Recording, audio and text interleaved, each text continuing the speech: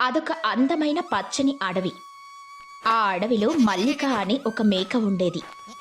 దానికి బద్ధకం అంటే ప్రాణం.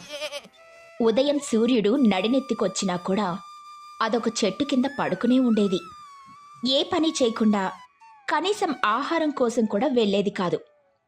అలా ఒకరోజు ఉదయం అటుగా వెళ్తున్న ఒక ముసలి తాబేలు మల్లికని చూసి ఆగింది. మల్లిక, ఇంకా నిద్రపోతున్నావా?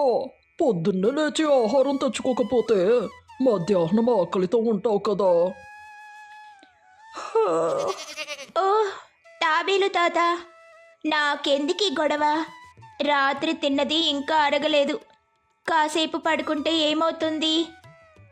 జీవితంలో బద్ధకం పనికిరాదు మల్లిక. కష్టపడితేనే ఫలితం ఉంటుంది. నువ్వు ఇలాగే ఉంటే భవిష్యత్తులో చాలా ఇబ్బంది పడతావు. నా భవిష్యత్తు గురించి మీకెందుకులే తాత. దయచేసి నన్ను కాసేపు ప్రశాంతంగా పడుకోనివ్వండి. తాబేలు నిట్టూర్చి అక్కడి నుండి వెళ్ళిపోతుంది. ఇక మల్లిక ప్రవర్తన అడవిలోని జంతువులకు నచ్చేదే కాదు. అందరూ దాన్ని బద్ధకపు మేక అని పిలిచేవారు. అయినా మల్లిక మారలేదు. దాని బద్ధకం రోజురోజుకు ఎక్కువైంది. అలా కొన్ని నెలలు గడిచాయి. మల్లిక గర్భవతి అయింది. అడవిలోని జంతువులన్నీ ఆ వార్త విని సంతోషించాయి. మల్లిక, నీకు శుభాకాంక్షలు. ఇప్పుడు నువ్వు తల్లివి కాబోతున్నావు. ఇకనైనా నీ బద్ధకం వదిలేయాలి. పుట్టబోయే పిల్లల కోసం ఆహారం సేకరించాలి కదా. నేను తల్లిని కాబోతున్నాను అంటే నేను రాణిలా ఉండాలి. నా పిల్లలే నాకు సేవ చెయ్యాలి. నేనెందుకు కష్టపడాలి? ఆ మాటలు విన్న జంతువులు ఆశ్చర్యపోయాయి. తల్లి కాబోతున్నా దాని ఆలోచనలు మారలేదని విసుక్కున్నాయి. కొద్ది రోజులకు మల్లిక 5 అందమైన మేకపిల్లలకు జన్మనిచ్చింది. ఆ పిల్లలు అచ్చం దేవదూతల్లా ఉన్నారు. వాటికి సోము, భీము, రాము, సీత, గీత అని పేర్లు పెట్టింది. పిల్లలు పుట్టిన ఆనందం మల్లికకు కొద్దిసేపే మిగిలింది. వాటికి పాలివ్వాలి, వాటిని శుభ్రం చేయాలి, వాటి బాగోగులు చూడాలి. ఇవన్నీ మల్లికకు పెద్ద శిక్షలా అనిపించాయి. అలా ఒకరోజు మల్లిక పిల్లలతో, అబ్బా, మీ వల్ల నాకు అస్సలు విశ్రాంతి లేకుండా పోయింది. త్వరగా పెరిగి పెద్దవారైపోతే నాకు ఈ బాధలు తప్పుతాయి. మేకపిల్లలు అమాయకంగా తల్లివైపు చూశాయి. వాటికి తల్లి మాటలు అర్థం కాలేదు. రోజులు గడుస్తూ ఉన్నాయి. మేకపిల్లలు నెమ్మదిగా నడవడం మొదలెట్టాయి. అవి కొంచెం పెరిగాయో లేదో మల్లిక వాటిపై తన అధికారాన్ని చూపించడం మొదలుపెట్టింది. మల్లిక పిల్లలతో, సోము, బీబు, మీరు వెళ్ళి నాకు మంచి పచ్చగడ్డి తీసుకురండి. రాము, నువ్వెళ్ళి సెలయేటి నుండి మంచి నీళ్లు తీసుకునిరా. సీత, గీత, మీరేమో ఈ ప్రదేశమంతా శుభ్రం చెయ్యండి. చిన్నారి మేకపిల్లలకు ఆ పనులు చాలా కష్టంగా ఉండేవి. ఒకరోజు సీత, గీత తల్లి దగ్గరకు వెళ్ళి, అమ్మా, మాకు ఆకలిగా ఉంది. ముందు పాలు తాగుతాం. పని చెయ్యనిదే తిండి పెట్టను. ముందు నేను చెప్పిన పని పూర్తి చెయ్యండి, లేదంటే ఈరోజు మీకు పాలు లేవు. పాపం, ఆ పిల్లలు ఆకలితోనే పనులకు వెళ్ళేవి. సోము, భీము కలిసి కష్టపడి గడ్డిని మోసుకొచ్చేవి.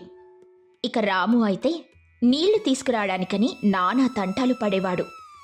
సీత, గీత ఆ ప్రదేశాన్ని శుభ్రం చేయడానికని ప్రయత్నించేవి. ఒకరోజు పిల్లలు ఆడుకుంటున్నప్పుడు వాళ్లకు సింహం గర్జన వినిపిస్తుంది.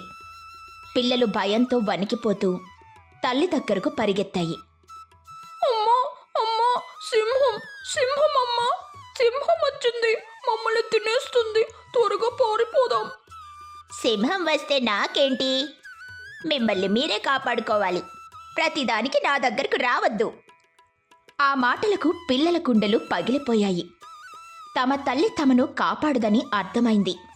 కాని ఆ మాటలు పిల్లల మనసులో చెరగని ముద్ర వేసింది. అన్నయ్య, అమ్మ మనల్ని అస్సలు ప్రేమించడం లేదు. మనల్ని పని వాళ్ళలో చూస్తుంది. అలా అనుకు మేము, అమ్మ మన తల్లే కదా, ఏదో ఒక రోజు మనల్ని తప్పకుండా అర్థం చేసుకుంటుంది. నాకు మా అమ్మ కావాలన్నయ్య. నన్ను ప్రేమగా దగ్గరకు తీసుకునే అమ్మ కావాలి. పిల్లలు ఒకరినొకరు ఓదార్చుకున్నాయి. తల్లి ప్రేమ కోసం అవి ప్రతిరోజు ఎదురు చూసేవి. కానీ మల్లిక ప్రవర్తనలో మార్పు రాలేదు. పైగా అది మరింత కఠినంగా మారింది. ఆమె వాటిని చిన్న చిన్న తప్పులకే కొట్టేది, తిట్టేది. అలా కాలం గడిచింది. కొద్ది రోజులకు మల్లికకు తీవ్రమైన జ్వరం వచ్చింది. కనీసం కదలడానికి కూడా శక్తి లేకుండా పోయింది. కళ్ళు తెరుచుకోలేకపోయింది. గొంతు ఎండిపోయింది. మల్లిక తన నిస్సహాయ స్థితిని చూసి భయపడింది. ఇప్పుడు నా పరిస్థితేంటి? నన్నెవరు చూసుకుంటారు? నా పిల్లలు నన్ను వదిలేసి వెళ్ళిపోతాయా? నేను వాటిని అంతగా హింసించాను కదా అని మనసులో ఏడ్వసాగింది. పిల్లలు తల్లి పరిస్థితిని చూసి చాలా కంగారు పడ్డాయి. అమ్మా అమ్మా కళ్ళు తెరువమ్మా, నీకేమైంది? అమ్మ ఒళ్ళు కాలిపోతుంది. అమ్మకు జ్వరం వచ్చింది. మంచిదైందిలే, మనల్ని అంతగా ఏడిపించింది కదా, ఇప్పుడు దానికి శిక్ష పడింది. భీము, నోర్మై, అమ్మ మనకు దేవుడితో సమానం. అమ్మను అలా అనకూడదు. అవునన్నయ్య, అమ్మ మనల్ని ఎంత బాధ పెట్టినా ఆమె మన అమ్మ. మనం అమ్మని బాగా చూసుకోవాలి, లేకపోతే అమ్మ మనకు దక్కదు. సోము, సీతల మాటలు మిగతా వారిని ఆలోచింపజేశాయి. తల్లిపై కోపం ఉన్నా ప్రేమ కూడా ఉంది. తల్లిని అలా వదిలేయడానికి వారి మనసు అంగీకరించలేదు. సరే సరే, మనం అమ్మని కాపాడుకుందాం. రాము, భీము, అడవిలో మూలికల గురించి తెలిసిన తాబేలు తాత దగ్గరకు వెళ్ళి అమ్మ జ్వరానికి మందు అడిగి తీసుకుంట్రా. సీత, గీత, మీరిద్దరూ అమ్మ తల మీద తడిగుడ్డ వేస్తూ ఉండండి. నేను అమ్మకు కాపలాగా ఉంటాను. అలా అందరూ సరేనన్నారు. కానీ అన్నయ్య, ఈ పనులన్నీ మనం ఎలా చేయగలం? మనం చాలా చిన్నవాళ్ళం కదా. మనం కలిసికట్టుగా ఉంటే ఏదైనా సాధించగలం భీము. మన అమ్మ కోసం మనం కష్టపడాలి. పిల్లలు తమ వయసుకు మించిన బాధ్యతను తీసుకున్నాయి. అవి తమ తల్లిని కాపాడుకోవాలని నిశ్చయించుకున్నాయి. రాము, భీము పరుగు పరుగున తాబేలు తాత దగ్గరకు వెళ్లారు. తాత తాత, మా అమ్మకు జ్వరం వచ్చింది, కదలలేకపోతుంది. దయచేసి ఏదైనా మందు ఇవ్వండి. మీ అమ్మ మిమ్మల్ని అంతగా బాధ పెట్టినా ఆమె కోసమే వచ్చారా? ఆమె మా అమ్మ తాత, ఆమెను కాపాడుకోవడం మా బాధ్యత. తాబేలు ఆ మేకపిల్లల ప్రేమకు ముచ్చటపడి కొన్ని ఆకులిచ్చి వాటిని నూరి అమ్మకు తినిపించమని చెప్పింది. రాము, భీము ఆ ఆకులను తీసుకుని ఇంటికి పరిగెత్తారు. సోము ఎక్కడికి వెళ్లకుండా తల్లి దగ్గరే కూర్చొని క్రూర మృగాలు రాకుండా కాపలా కాస్తున్నాడు. మల్లిక స్పృహలో లేకపోయినా తన పిల్లలు పడుతున్న కష్టం, చూపిస్తున్న ప్రేమను ఏదో ఒక మూల నుండి గ్రహిస్తుంది. తన శరీరం కదలకపోయినా ఆమె కళ్ళ నుండి నీళ్లు కారసాగాయి. నేను ఎంత తప్పు చేశాను? నేను రాక్షసిని. వీరి ప్రేమను నేను గుర్తించలేకపోయాను అని మల్లిక మనసులోనే కుమిలిపోయింది. ఇక రాత్రైంది. పిల్లలు ఆకలితో నకనకలాడుతున్నాయి. అయినా ఎవరూ అమ్మను వదిలి వెళ్ళనేలేదు. అన్నయ్య, ఆకలిగా ఉంది. కొంచెం ఓపిక పట్టు గీత. రేపు ఉదయం నేను వెళ్ళి పండ్లు తీసుకొని వస్తాను. ఇప్పుడు అమ్మ దగ్గర ఉండడం ముఖ్యం. ఆ మాటలు జ్వరంతో మత్తుగా ఉన్న మల్లిక చెవిన పడ్డాయి. తన పిల్లలు తన కోసం పస్తులుంటారని తెలిసి ఆమె గుండె తరుక్కుపోయింది. కళ్ళు తెరవడానికని ప్రయత్నించింది, కాని తెరవలేకపోయింది. 3 రోజులు గడిచాయి. మల్లికకు జ్వరం నెమ్మదిగా తగ్గడం మొదలెట్టింది. ఆమెకు కొద్దిగా శక్తొచ్చింది. నెమ్మదిగా కళ్ళు తెరిచి చూసింది. తన చుట్టూ తన 5 పిల్లలు అలసిపోయి ఆకలితో నీరసంగా పడుకుని ఉండడం చూసింది. వారి ముఖాల్లోని అలసట, తనపై ఉన్న ప్రేమను చూసి మల్లిక కన్నీళ్లాగలేదు. పిల్లలు! ఆ పిలుపు విని పిల్లలన్నీ ఒక్కసారిగా లేచి కూర్చున్నాయి. అమ్మా, అమ్మ మాట్లాడింది. అమ్మకు నయమైపోయింది. పిల్లలన్నీ ఆనందంతో తల్లిని చుట్టుముట్టాయి.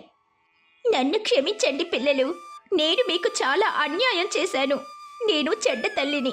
నా బద్ధకంతో, నా స్వార్థంతో మిమ్మల్ని ఎంతో బాధ పెట్టాను. అయినా మీరు నన్ను వదిలిపెట్టలేదు. నాకు సేవ చేశారు. నా ప్రాణాల్ని కాపాడారు. మీ ప్రేమ ముందు నేను ఓడిపోయాను. అలా అనుకోమ్మా, నువ్వు మా అమ్మవి. నిన్ను చూసుకోవడం మా ధర్మం. లేదురా, ఈ రోజు నుండి నేను మారుతాను. మీకు ఎలాంటి కష్టం రాకుండా చూసుకుంటాను. మిమ్మల్ని కంటికి రెప్పలా కాపాడుకుంటాను. నేను మీకు మంచి తల్లిగా ఉంటాను. ఆ రోజు నుండి మల్లిక పూర్తిగా మారిపోయింది. తన బద్ధకాన్ని పూర్తిగా వదిలేసింది. ఉదయాన్నే లేచి తన పిల్లల కోసం ఆహారం తీసుకునొచ్చేది. వాటితో కలిసి ఆడుకునేది. వాటికి మంచి కథలు చెప్పేది. వాటిని ప్రేమగా లాలించేది. అడవిలోని జంతువులన్నీ మల్లికలో వచ్చిన మార్పుని చూసి ఆశ్చర్యపోయాయి, సంతోషించాయి. ఒకరోజు తాబేలు మల్లిక దగ్గరకు వెళ్ళి, చూసావా మల్లిక, ప్రేమ ఎంతటి మార్పుని తీసుకొస్తుందో. నీ పిల్లల నిస్వార్థమైన ప్రేమ నిన్ను మార్చేసింది. ఇక మల్లిక నవ్వుతూ, అవును తాత, నేనిప్పుడు ప్రపంచంలోనే అత్యంత సంతోషకరమైన తల్లిని. నా పిల్లలే నా బలం, నా ప్రపంచం. మల్లిక, ఆమె 5 పిల్లలు ఆ అడవిలో ఎంతో ఆనందంగా ప్రేమగా జీవించసాగాయి. బద్ధకపు మేక ఇప్పుడు మంచి తల్లిగా మారింది.